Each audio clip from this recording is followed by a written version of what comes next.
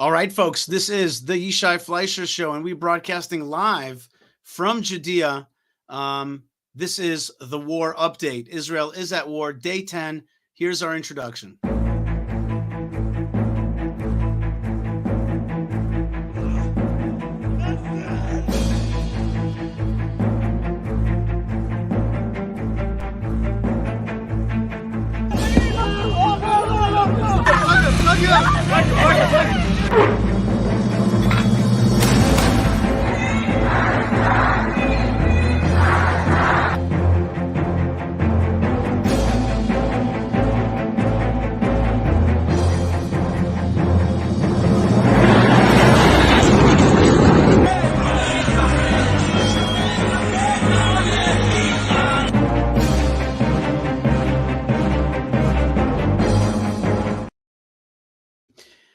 Okay, that's a powerful introduction to the show today, and I'm so happy that you are joining me live right now.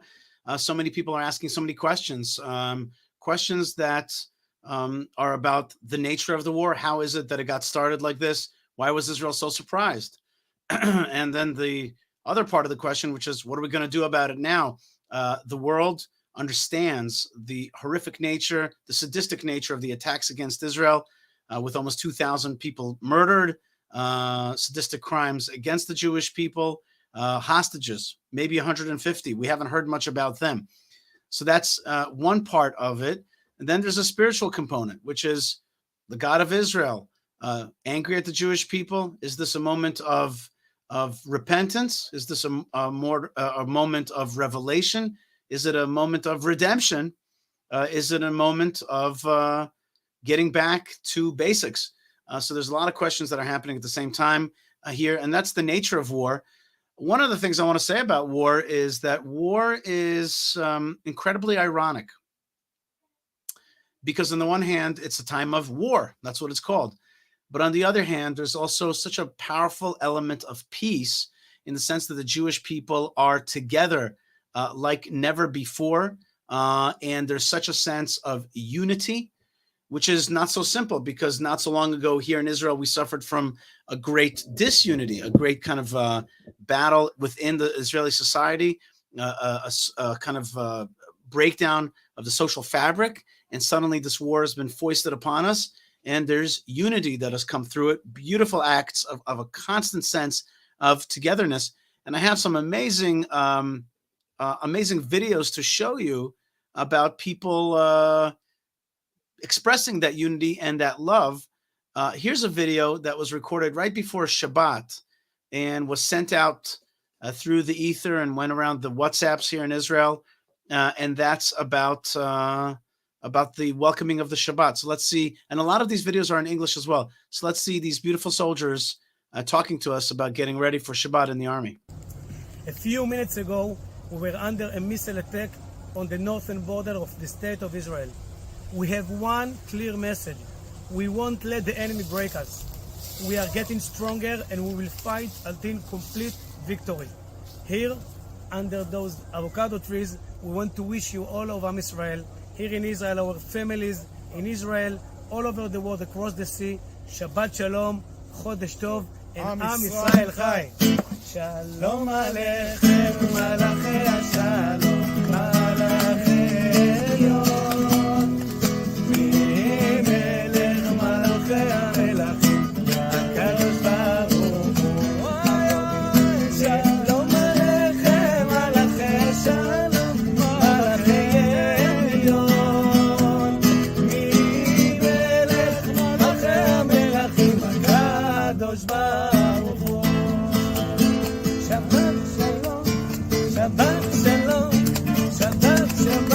Shabbat Shalom. Okay, so beautiful images of soldiers singing and dancing, and giving us a sense of the holiness of the Jewish people, of the willingness to fight. There's a lot of videos of Israeli soldiers saying, listen, we're willing to take this all the way. Just give us the green light, because we want to fight to eradicate not just Hamas, but jihadism, which is a movement that tries to destroy Israel. We want to return to Gush Katif. And we are ready to to sacrifice ourselves, to self-sacrifice. And what we're asking from our leaders is some vision, some clarity, and some guts, and some movement forward, and not what we've done in the past, which is kicking it down, kicking the historical can down the river, down the street, so that our children will have to deal with this very same problem. And the extreme nature, the truth of the matter is that Jews have been attacked consistently for the last 100 years by the jihad, and certainly since 2005, the disengagement from Gaza, where we gave that land away to the jihad. But this was different only in the sense that it was more visceral, but it wasn't really different. It was just different in size, but not in kind. And we are grasping at straws, looking for leadership. Clearly, Israeli leadership failed at seeing this, preparing for this attack, but also a sense that they're not giving us a vision for how do we move forward to get rid of this land of jihadism, come back to our homeland. One of the people that has been doing that throughout consistently, somebody that I've been interviewing for many years, but especially in 2005, during the years of the disengagement, is Moshe Feiglin, a leading intellectual here in the land of Israel, somebody who founded a movement called Zuratzenu to fight the Oslo Accords, which is the predecessor of the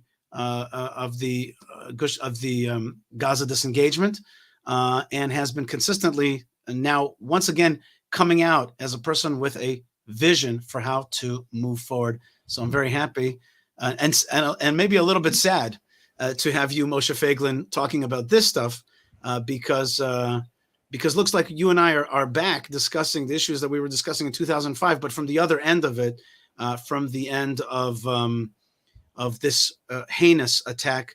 Moshe Feiglin, welcome to the show. Hello, Yishai. Okay. No, so here we are. After 2005, the disengagement, here we are after this attack. Now a lot of people are thinking, yeah, that is right. And yet, Moshe, we are feeling, I know you are, but there's a frustration also that doesn't seem to be a movement forward. It doesn't seem to be that there's a clear vision. Then we're hearing all kinds of things that Biden wants to give this place, Gaza, away to the Palestinian Authority, to Mahmoud Abbas, all kinds of junk. Tell me how you see the situation. There's no situation anymore. Let me start saying that I have no doubt that the Jewish people, the Jewish nation that we see today with all its strength, really, the power that we see between the Jews all among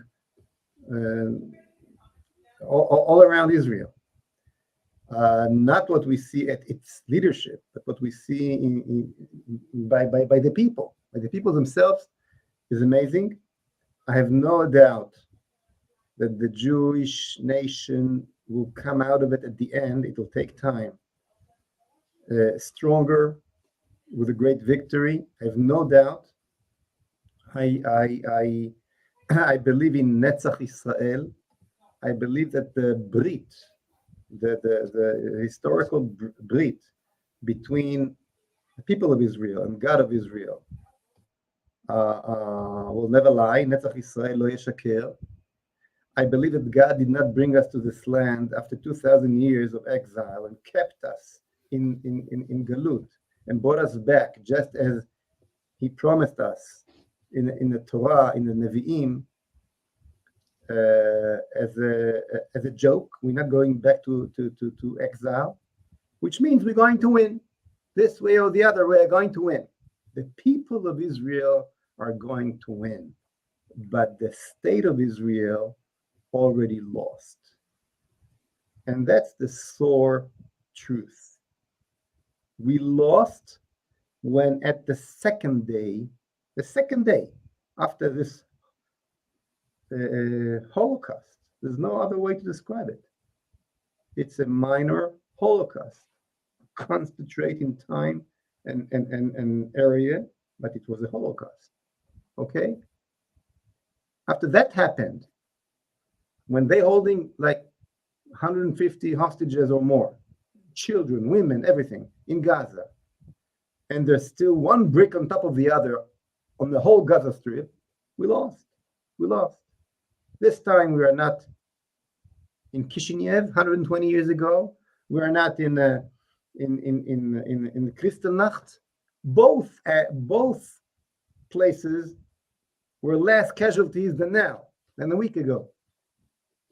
There were 50 Jews dead in Kishinev, and we still remember Kishinev. There are 1,000 casualties in the Kristallnacht. Less amount and less horrific than what we got now. And they did not have an air force and tanks and technology and I don't know what, iron and all this garbage things that we walls, technological walls that we try to build around us instead of fight our enemies.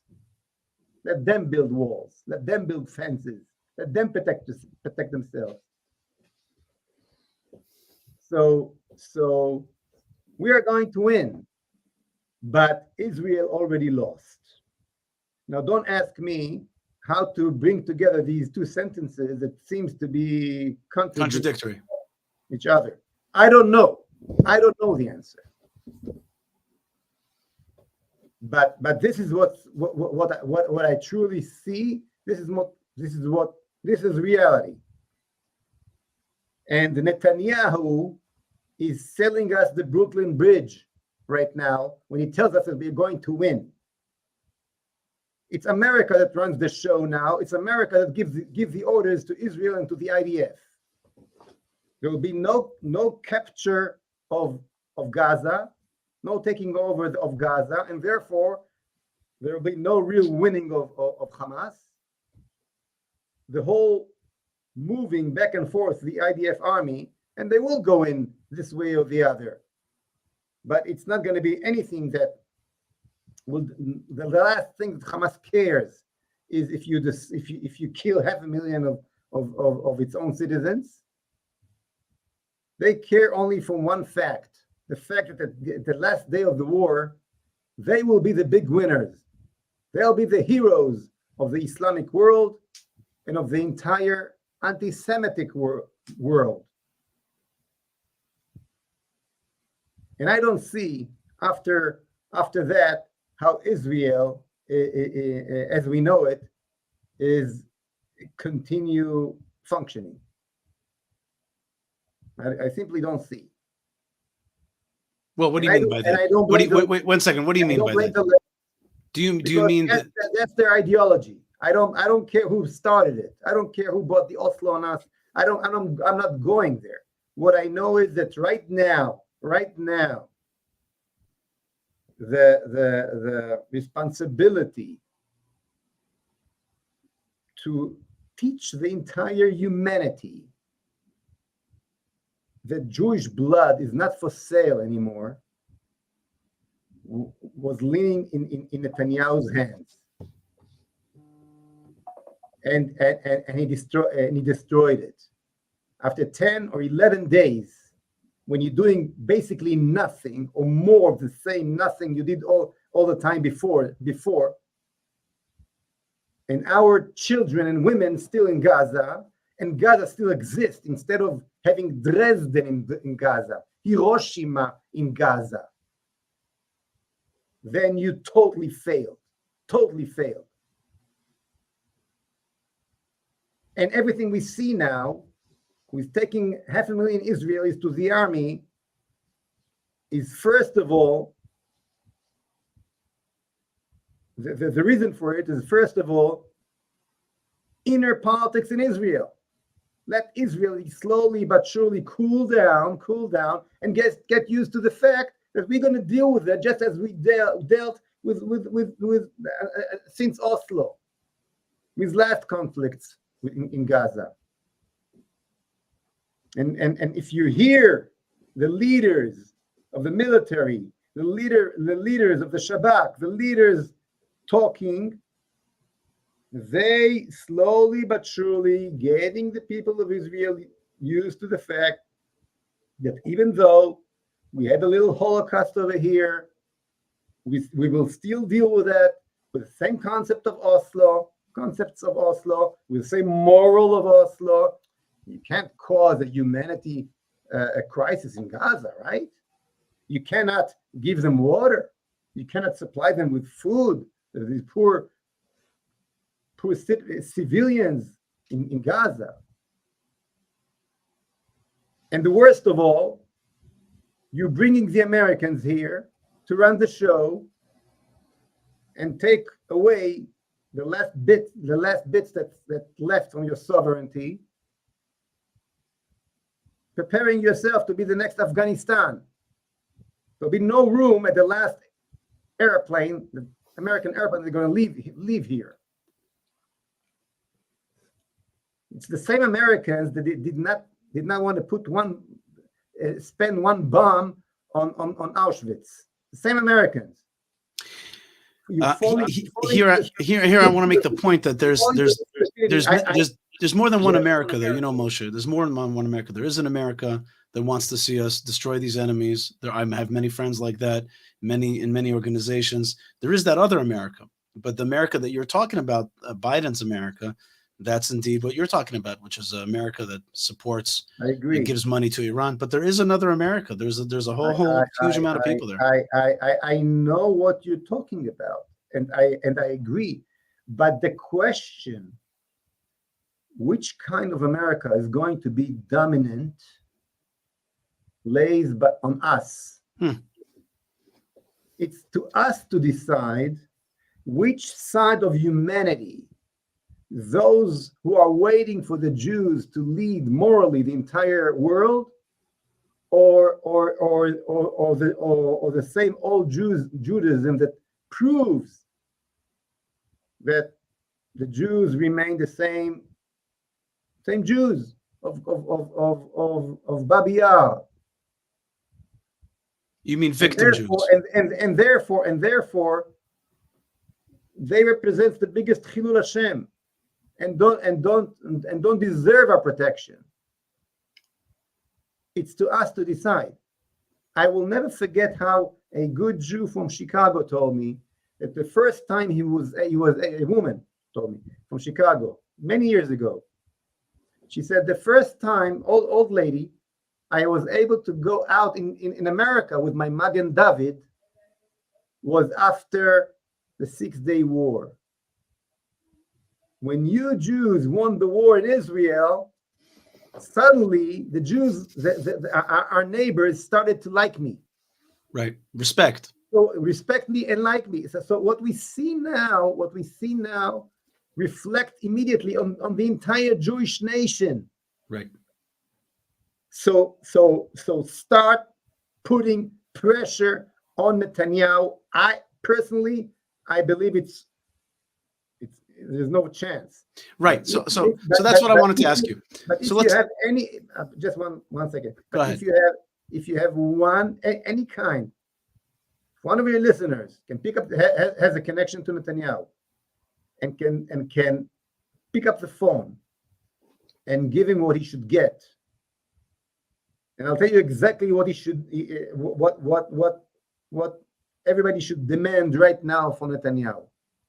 Close the water to Gaza. Simple as that.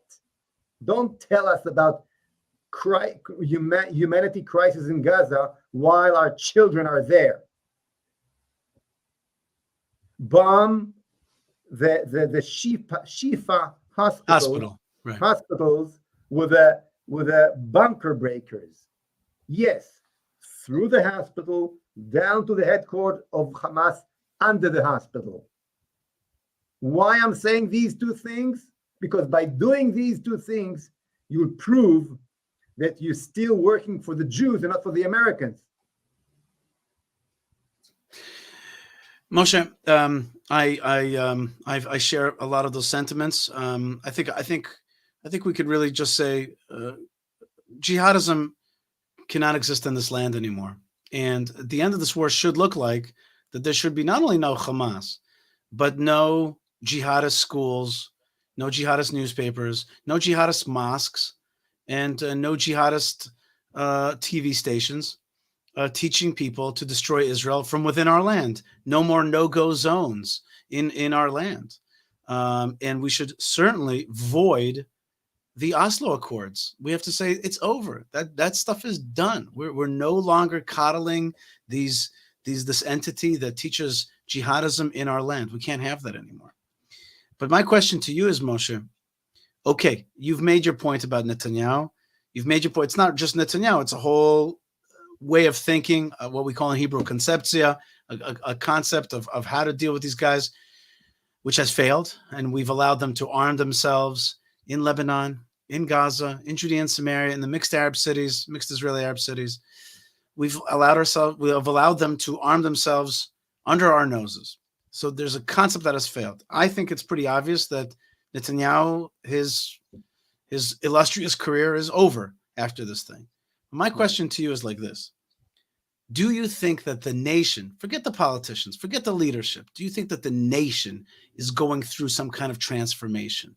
Do you think that there's a national awakening inside? Do you think that there's going to be something that's going to not just stop whenever this conflict, as you say, run by the Americans, is finished? Do you think that that something has been set in motion to really change Israel's attitude towards bad guys, towards its own Judaism, towards how it sees itself? Is this a watershed moment or not?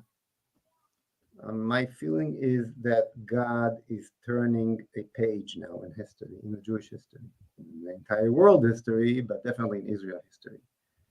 The 75 years of secular Zionism running the state of Israel the way we knew it is were finished in Simchat Torah, Shmini Atzeret Tafshin Pei Dalet. That's my feeling. I believe that maybe even, and I'm saying it, it'll sound totally crazy. The day after this war is finished, we will have to start maybe the second republic of Israel. Because the first one is Israel. Israel is not going to be the same as it was. We should start realize that because it appears to be the biggest defeat and the most humiliating defeat, I don't see how Israel is getting up from it. When Hamas will come out of it winning, and that's how it looks like. That's how it looks like. Moshe, in the Sephardic Seder, as funny as it sounds, it makes me optimistic. Because I'll tell you personally, I always knew that the things that we dream of, Jewish leadership, Jewish Israel, a state that connected to its destiny, and so on, things that we dreamed of, and we did everything we could to build and to try to use everything that we had in politics and not politics, everything that we could, demonstrations, in order to push ahead towards that direction. Deep inside, I always felt that we will changing this kind of change will need a tremendous crisis to happen. And I always prayed between me and HaKadosh Baruch Hu that crisis will be a crisis of fear, but not a real pain, not something real that will happen at the end. But great fear, but not. And unfortunately, we got both. And as Churchill said, this is not the beginning of the end; it's the end of the beginning, or something like that. So that's right. We still at the beginning of the movie, okay? So to answer your question, we standing in front of painful days, but dramatic days, historical days. Because, as I said at the beginning, Netzach Israel lo yeshaker, we are going to be here. We don't have any other land. I will die here and not leave the country. There's no more exile in the Jewish history. Okay, so and I believe that what I'm saying now is relevant to almost every Jew. We have this is not God's plan to send us back out of our country. No. Which means that we're going to come out of that. And we're going to come out of it much stronger than before. Much stronger than before. And from this crisis, we're going to learn, we're going to create something much better, and we're going to continue until the Geulah Shlema. Nothing less than that. Moshe, I dream of Bet Mikdash now stronger than ever before. Amen. Amen. Moshe, before I let you go, did you see the video that I just received it right before the show of this young man driving to the party, to the nature party, which saw hundreds of people murdered and captives taken from there, and he's singing. Did you see this video yet? No. If you don't mind, just to bear with me, I just want to put it on for you, and I want you to see. This is a young man who was heading to the party. He was murdered there as well. Here's what he was doing on the way to the party.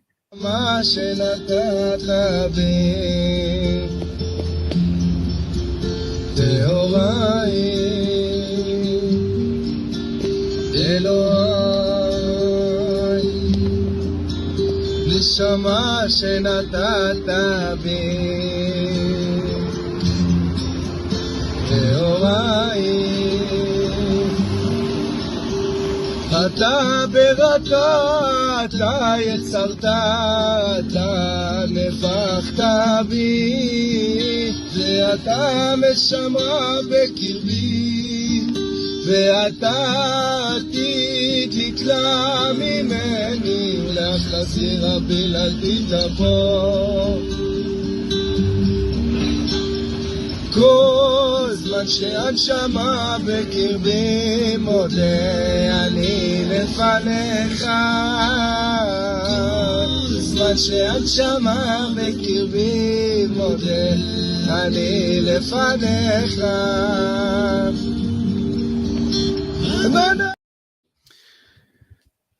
This young man was on the way to the party, and he's singing a song of the stuff that we say in the morning when we wake up. You know, that so long as the soul is within me, God, I thank you. I thank you for the soul that you've given me. And these are the things that we say just as we rise up in the morning. And this young man was singing that on the way to this party. Really was singing about God and about the Jewish soul. What do you think of that? It's so painful, and I find it hard to find the words. Every Jew that was killed because he is a Jew is kadosh. No matter that if he's religious or not religious. You see that this guy had some background.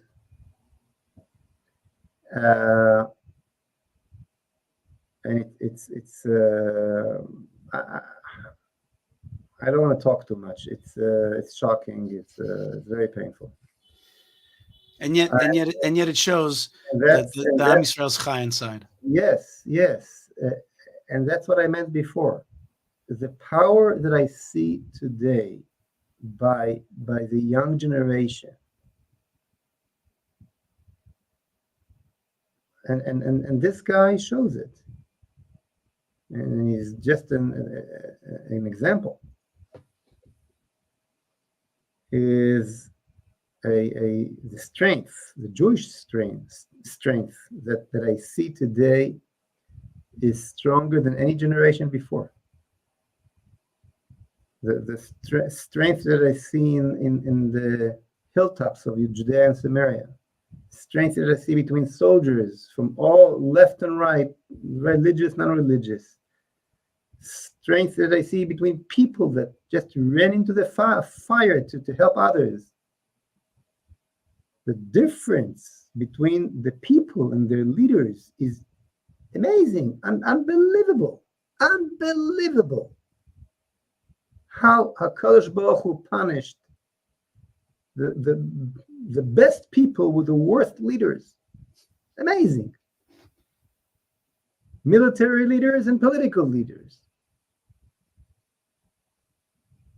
But it's a fact. And look, God has a plan here.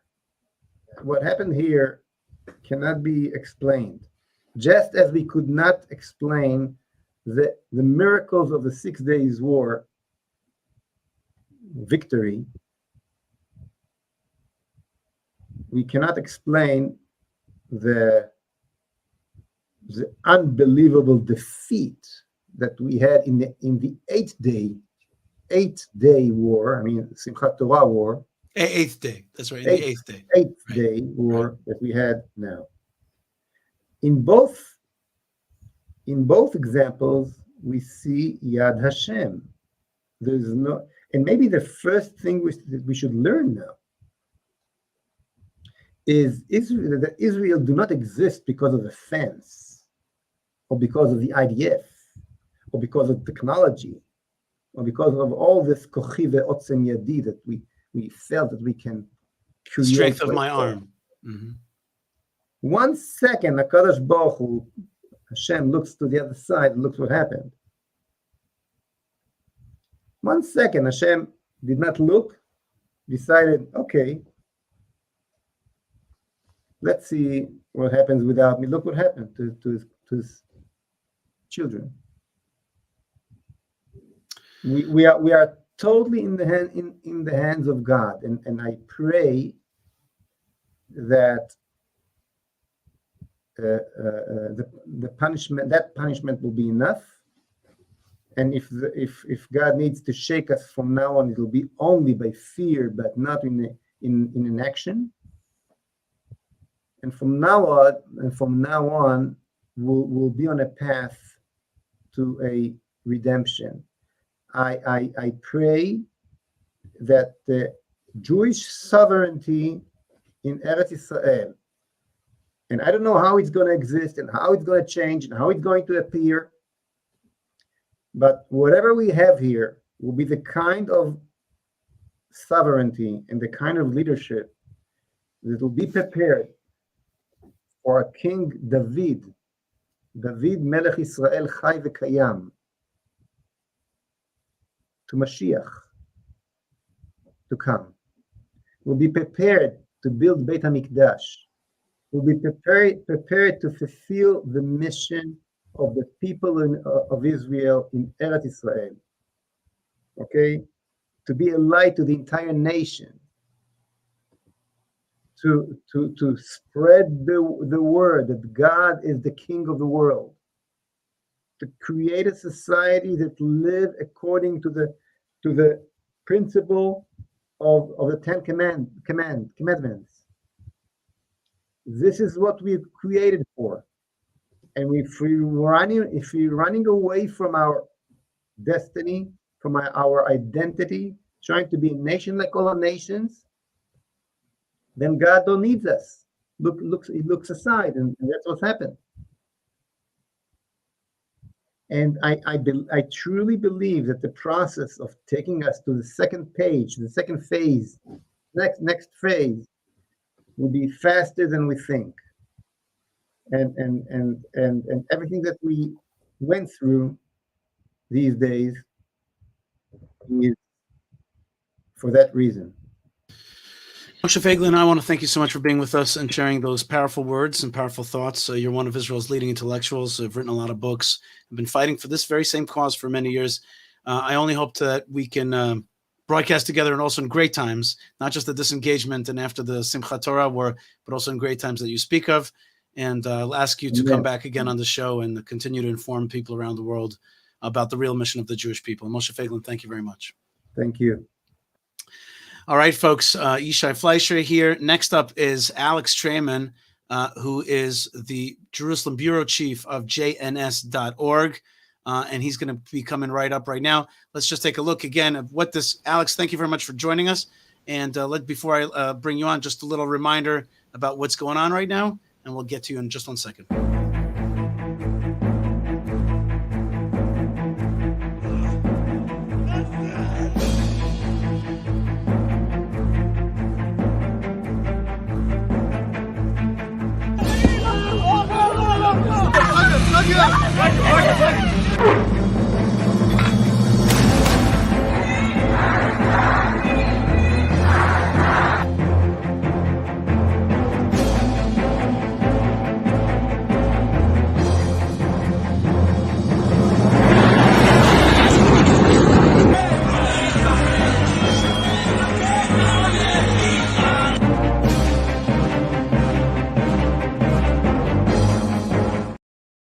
Alex, thanks so much for joining us.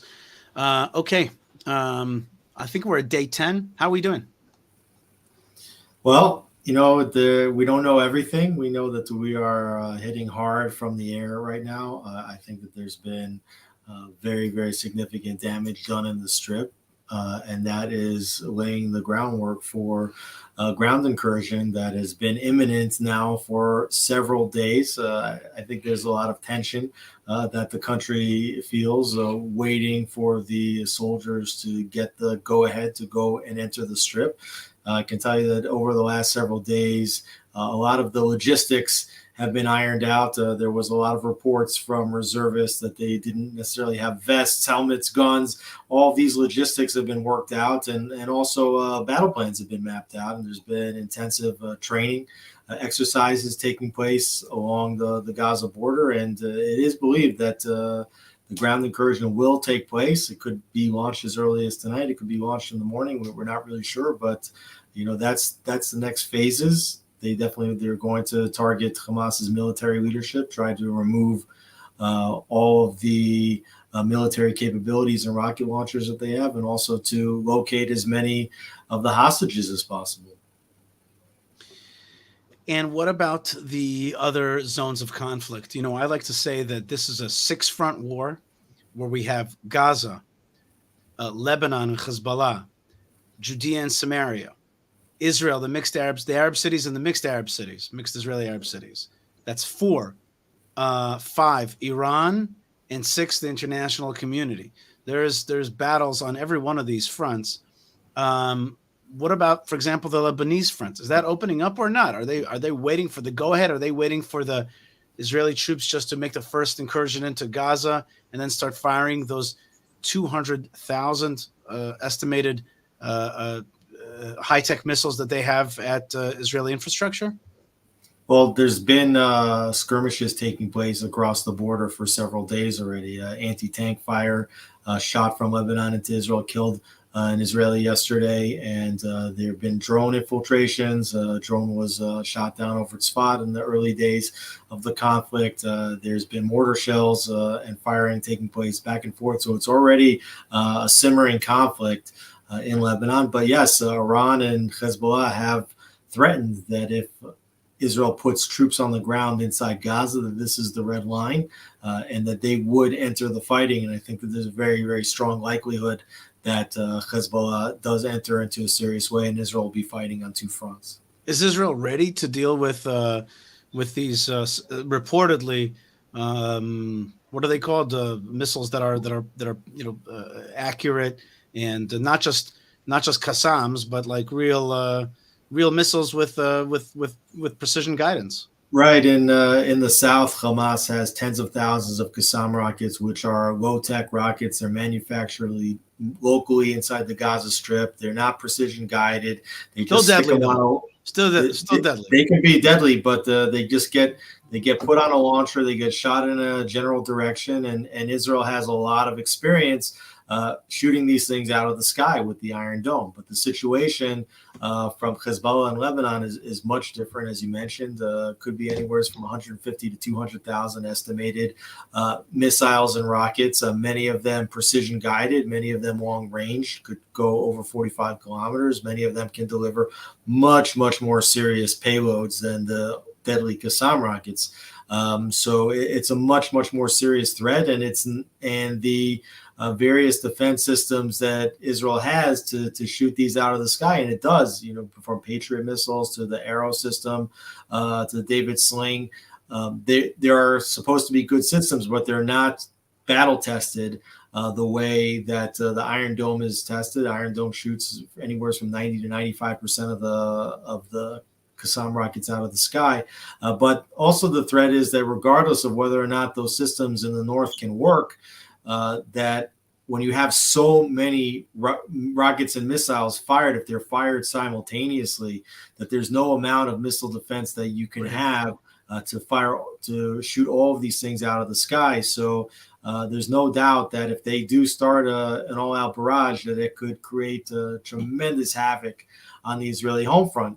But what I would say about it is that in some ways the IDF is better intelligence on where the long-range missiles are located.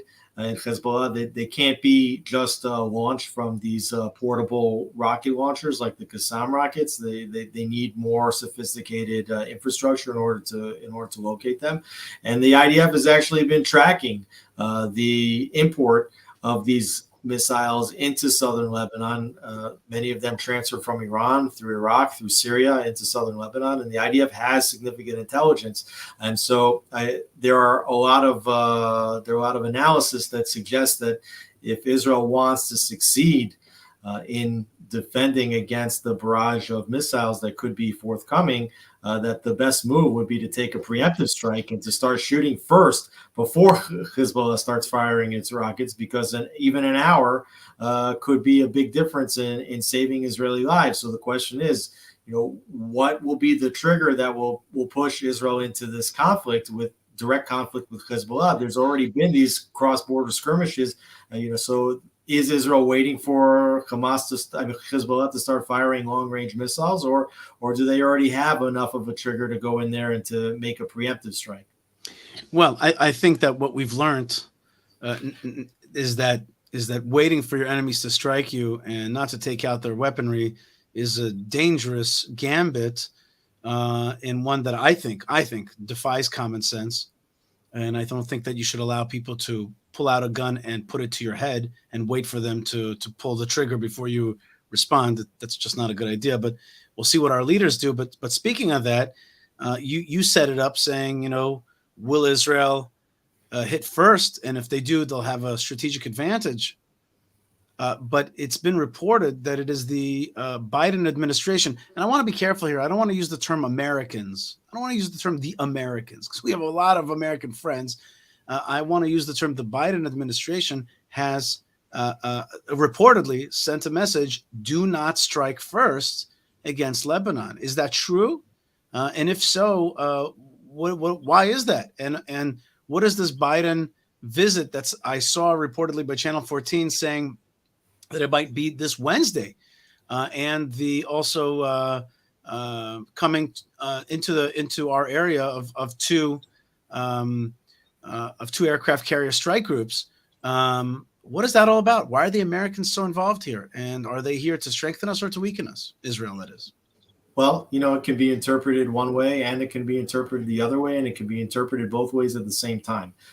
So it's a very complicated situation. I think you're correct. The Biden administration certainly doesn't want Israel to open up a second front against Hezbollah, but Israel may have no choice. And if the second front opens up into conflict, it could be more than a second front. You talked about 6 fronts, but there's also potential for attacks from over the Syrian border into the Golan Heights as well, and other of Iran's various terror proxies, including even Houthis in Yemen, said that they could get involved shooting missiles and the like. And so if Hezbollah does get involved, it could be more than just a two-front conflict. You also referenced the impending Intifada-style violence that could take place inside Judea and Samaria and Israeli population centers like Jerusalem and the other mixed cities. And as such, the U.S. is bringing its forces to the region, and specifically if Israel has to go after Iran and its nuclear infrastructure, having the assistance of the American infrastructure here could be helpful. At the same time, while they're definitely trying to prevent Israel from launching this conflict, them bringing all the forces to the region in a show of force could potentially make wide-scale conflict that much more likely. The more America, like what do you call those birds? Like the ones with the big tails. The more they pump their chests, and the more that these rogue terror organizations and their state sponsors of terror, believe that America and Israel are working together, and that it could force an all-out attack. There's another scenario, which is that this war just kind of calms down. Right? It's definitely a possibility. I mean, you can always see the possibility. There's been so many precedents for that, Israel could just be pressured to stop its attack after doing some significant damage, and just once again kick the can down the road to the next round. Right, exactly. The bird you were looking for is peacock, says Yaakov. That's right, with that big feather. And Deborah says also peacock, certainly not the duchefat. Okay, so people know what you're talking about. That scares me actually more than anything, Alex. That's there's a lot of ironies in war. I started the show today by saying there's a lot of irony because it's a war, but then there's a lot of peace. There's a lot of peace between our people right now. There's a unity between Jews here and Jews in the diaspora. There are pro-Israel Gentiles who love Israel. They're in lockstep with us. So there's actually, ironically, a lot of peace. But what I'm afraid of is too much peace. And that's one of the ironies, is that everybody wants to see the end of the conflict, but actually Israelis are quite afraid that if there's an end to the we lost Alex there. We lost Alex. Let's see if we can get him back. But Israelis are very afraid. A lot of Israelis are afraid that if we end this thing too early and don't fight to eradicate the jihad from our land, we will have really missed the opportunity to do what we need to do, which is to destroy the evil that's in our midst. Not just an evil in the world, but it's an evil within our midst. So it looks like Alex had to jump, and that's okay. Let's see what else we have here, friends, that I want to show you. I want to show you some of the English-speaking soldiers as they give you a sense of what's in their heart out there on the front line. I was going through my personal items this morning, and I found something that shocked me and gave me a real realization of why we're here. I don't know who put it in, but as I was going through, I found this. My son's toy Sefer Torah. Someone probably put it into my personal belongings right before I left on Simchat Torah, on Shabbat. I look at this and I say that this is the reason that we're here. We're here in the name of Hashem to spread goodness, to spread light onto Am Yisrael and onto the whole world.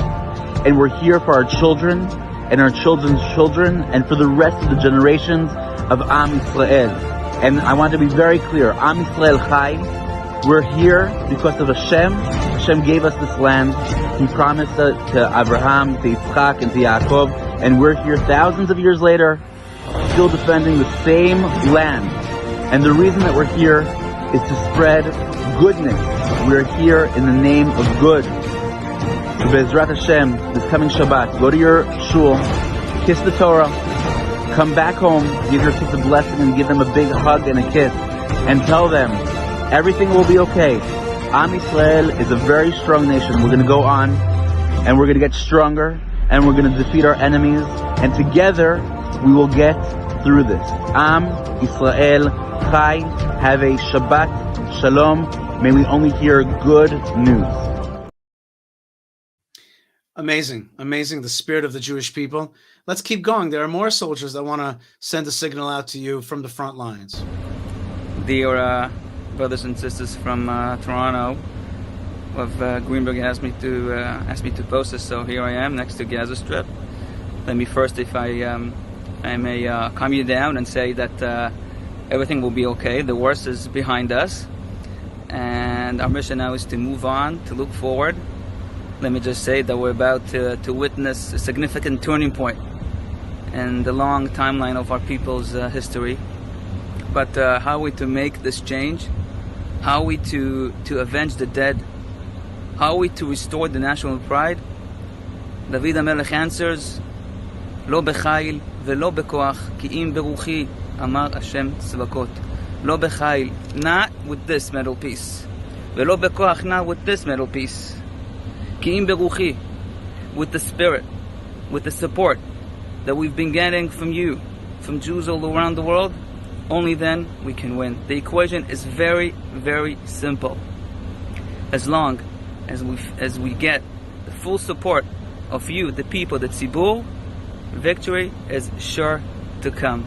Not a question of if, it's a question of when. Be'ezrat Hashem na'aseh v'natzliach. Okay, so frontline soldiers again, giving you that strength of the Jewish people, and so people always point out the distinction between this and the sadistic bloodlust that we saw in Hamas, the destructive nature, the creativity of Hamas, just like the creativity of the Twin Towers bombers, the folks who flew in is like, they're so creative, but creative at what? Creative at destruction. Creative destruction. That is not creativity. That's destructivity. Here's Jews, speaking of life, here's Jews giving blood at the blood bank because there's a shortage right now. Let's see what it looks like when Jews give blood at the blood bank and Israelis give blood at the blood bank.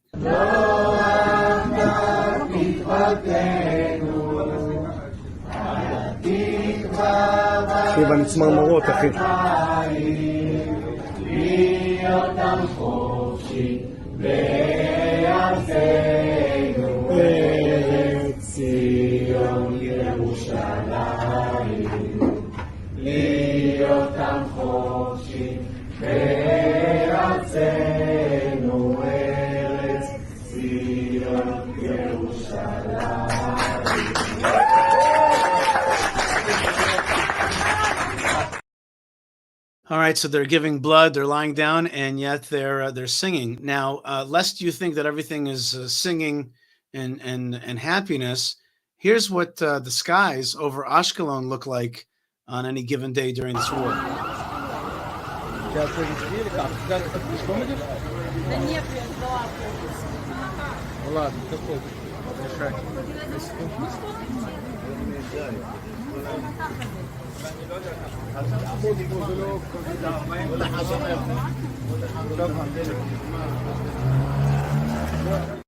So not only are they rockets, but when they get shot down by the Iron Dome, like pieces fall out of the sky. So really a very dangerous situation.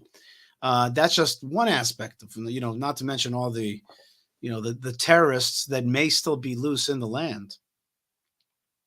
Not to mention, as we talked about previously to that, what Alex Traiman talked about, which is the potential northern conflict in Judea and Samaria. I am the spokesman for the Jewish community of Hebron, and the danger that the Jewish community of Hebron faces is that there could be a giant onslaught onto the tiny Jewish community, which exists as a minority in a big Arab city. If you want to help Hebron, check out hebronfund.org. Learn about the Tomb of the Patriarchs and Matriarchs, which the community defends. That's hebronfund.org. There's a lot of folks doing great things. One of them is Unity Warriors. My friend Ben Goldstein's doing a great job at providing civil defense with the things that they need. So very important stuff at Unity Warriors for Israel. And there's also fightforisrael.org, helping the nascent Jewish communities stay strong in Judea and Samaria, and helping build and push forward at this time. I also wanted to show you what it looks like when American Jews get into the fight. They may not be picking up guns, but they're picking up boxes because they want to be part of this war. Let's take a look what a Jewish house in New York looks like. Hey guys, check this out. Avenue P. There's dozens and dozens of homes like this all around the world, maybe hundreds of homes like this. Am Yisrael, all enlisted. Everybody wants to do something. So check this out.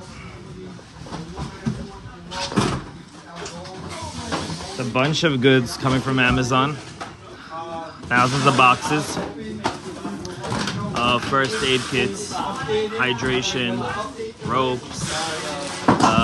Let's see what else we got here. Band-aids, gauze rolls. Check this out. This is somebody's house. It's been like this for the last 3 days. White out. The stuff for the head, lights, gloves, knee caps. More knee caps, a whole box. All Amazon stuff. Sleeping bags. Check this out. Sleeping bags. Israeli flags. These will end up triumphantly on all the hands of our people. Am Yisrael Chai. Everybody could do something. Everybody could do something. This is going to build the right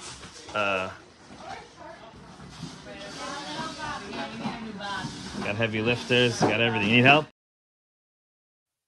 So, I mean, that's a house that's been turned into a pro-Israel, get stuff to Israel factory. That's just amazing. Let's read a few comments. Raymond says, more strength. And Marilyn says, may God bless each and every member of the IDF. Am Yisrael Chai. And Ivan Kelvin Odoma says, all Nigerians, especially Igbos in Africa, are with you, Israel. Go for victory. And Hermeus Visser says, my people, my country, Am Yisrael Chai. And my good friend and producer, Lou Weiss, says, Yishai, thank you for showing the unity and love of the Jewish people, donating blood and supporting the IDF. Am Yisrael Chai. Evang also says, I'm willing to come and help fight in the front. But Shelley says, the problem is that Hamas is underground. So hopefully the IDF will find and destroy those tunnels. Let's see what else people are saying. There's so many comments here from all over the world. It's such a beautiful thing. Moshe Herman, my friend and assistant, also getting the show out to the world, says, hey, Yishai, much blessings from the crew in Idaho. And so people are really writing from all over the world and wanting to be part of this fight. I also want to thank, before the end of the show, I want to thank Yishai Fleisher, my producer on today's show, doing a great job at getting our guests lined up and making sure that we are rocking this live stream. And we do want to thank you wherever you are. And I also want to bless you right now. I really do want to bless you so much. And, you know, before I bless you, I want to show you one more video. I showed it on, I think, one of the other updates I did. This is an important video. You won't hear it very well because the video's audio is not great. But basically, this is one of the Israeli generals, a fighting general, who was in the front line. And you'll see basically piled up terrorists, which he got into an altercation with him, he and his command unit, and they were able to destroy them. But this is other than the rockets. Here's a man who faced the enemy and says, this is exactly what's going to happen if another altercation like this takes place. We're here to fight and win.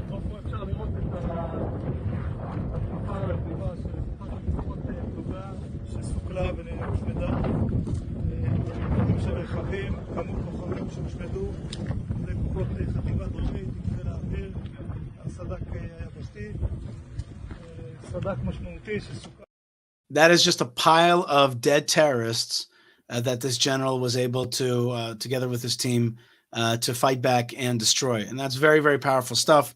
And that's what we have to do. And it's not because we want to kill. It's because it says, as we say on Friday night, we say, Ohave Hashem sinu ra. Lovers of God, you must hate evil. You must destroy that jihadism. And you must also, and I think Moshe Feiglin said it very well, you must also be a light unto the nations. My wife made this point to me. Malka made this point to me the other day, which is everybody's looking to us to get rid of evil in this world and to not allow evil to thrive. That's one of the jobs of the Jewish people, not to just be ghetto-y and survive behind walls, but to actually destroy evil in this world and let God's light flourish. I want to thank all of you folks for being out there. Bless FPV says, love and support from a Jew in the UK. And I've got, look at this, Mick Otis, Quen de Myers says, I'm from Liberia and 100% support of Israel. May God save Israel. People all over the world are saying that they are part of this great story, except for Kweko Tanko, who says, I'm from Ghana and I support Hamas. Too bad for you, man. You're on the side of evil, of Nazism, of cruel destruction of life, of creativity for the sake of destruction, of bloodlust. And that is not what Israel's about, and that is not what God is about. And there's more people that hate Israel. There's this guy Sean Cook who says, you all Nazi Jews is fake satanic reptilians. Okay. Yeah, there's these guys, right? Don't worry, today or tomorrow we will not leave these terrorist Israeli Zionists. They will hide under their trees. Whatever. There's all kinds of bad guys out here. And, some people don't like it that I show that, but the only reason I show that is to show you that there's evil out there and we're going to have to triumph over evil. That evil exists even on my Facebook page and on my live stream. That's okay because I like it when they show themselves. I like it when they show themselves. I like it when they reveal themselves, just like the Amalekites revealed themselves in the Purim story when they came out against the Jews.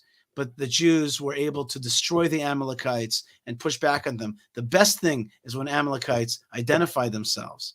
And that's exactly what we have to do. We've got to push back and destroy this evil force, this force of darkness, and instead go with people like Philip, who says, I'm from South Sudan, I'm supporting Israel. Thank you, Philip. And so many people that are here with me. I think that the world wants to stand against evil and against darkness. I want to bless you guys from the land of Israel. Past this conflict, it's going to be a time of great light. That's right. We're in the process of ushering in the light. I like that. Ushering in the light. You like that? I'm going to look up to see if that phrase has ever been used before. Ushering in the light. That's right. That's exactly what we're going to do. And Bezrat Hashem, last comment. Israel is the chosen people of God. God gave them the land of Canaan. What the Creator gives, no one can take away. Israel has been bullied for too long by the Arabs. Israel has suffered too long. Let's end this. If it means World War III, so be it. God is with us. A humanitarian cry is a lame excuse. Why attack in the first place from Papua New Guinea is with you. All right, Charles, thanks so much. Thank you, folks, for being out there. God bless you wherever you are. Stay tuned, stay strong, stay connected. Thanks again to Leah and for helping me put out the show. And thank you to the people of Israel, the soldiers of Israel, who we pray for their safety. Let's pray for them with strength and say, God, give them strength and give them safety to destroy the enemies and come back home to their families and keep building. And thank you to God Almighty for the opportunity to be in your land, in the ups and in the downs, in the good times and the bad times. We're part of your story. Hashem, please let us be part of your great story. Stand tall, stand strong, be connected wherever you are. Lots of love and lots of blessings from the good land, and shalom.